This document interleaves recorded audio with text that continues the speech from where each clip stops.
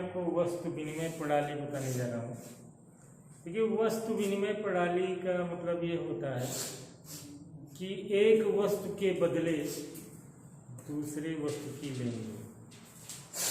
प्राचीन समय में पहले जो हमें मुद्रा का ज्ञान नहीं था, तो हमारे पूर्वज जो रहते थे, वो वस्तु विनिमय प्रणाली से ही अपना काम चलाते थे।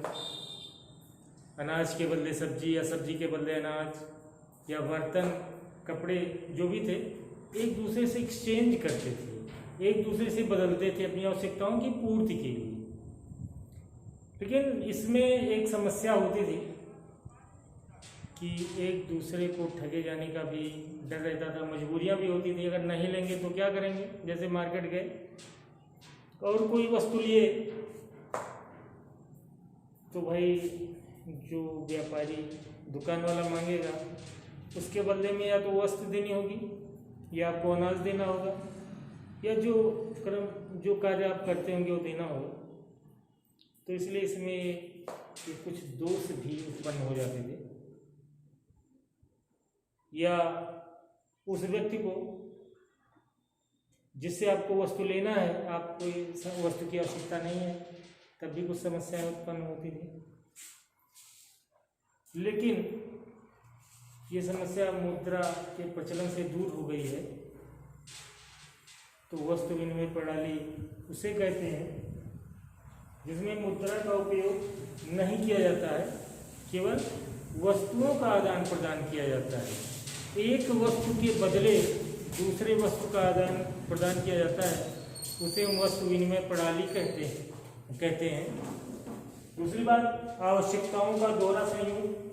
विनिमय में दोनों पक्ष एक दूसरे से सामान खरीदने और बेचने के लिए सहमति रखते हो, तभी वस्तु विनिमय प्रणाली हो पाएगी। दोनों की आवश्यकताएं होनी चाहिए। एक को सामान खरीदना है, दूसरे को सामान बेचना है, दोनों एक दूसरे से सहमति रखते हों, तभी यह प्रणाली हो पाएगी। इसे हम दोहरा संयोग भी कहते हैं। यानी वस्तु विनिमय प्रणाली में दोहरा संयोग का होना अति आवश्यक होता है। दूसरी बात, विनिमय का माध्यम। देखिए, मुद्रा विनिमय प्रक्रिया में मध्यस्थता का काम करती है, इसीलिए इसे विनिमय का माध्यम कहा जाता है। अब जो आप देख रहे हैं, मुद्रा चल गई है।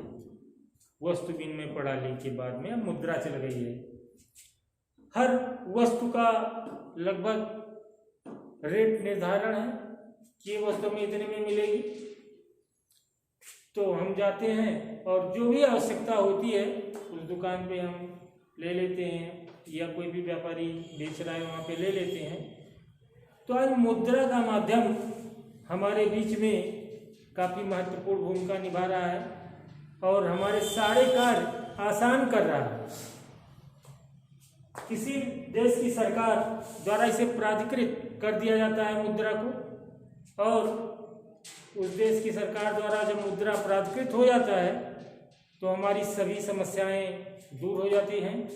जो वस्तु विनिमय प्रणाली में जो समस्याएं उठती थी कि हमें सामान की आवश्यकता है और जिससे हमको लेना है उसे हमारे सामान की आवश्यकता नहीं है, तो वहाँ पे समस्याएं बन जाती थी। हमें वो सामान लेने के लिए अधिक धन देना पड़ता था, अधिक वस्तु देना पड़ता था। लेकिन आज जब मुद्रा हमारे बीच में प्रचलित हो गई है, हर देश की सरकार उसे प्राधिकृत कर देती है, तो अब उस मुद्रा के बदले जो मूल्य निर्धारण है वो निर्धारित मूल्य दे करके हम उस वस्तु को ले लेते हैं।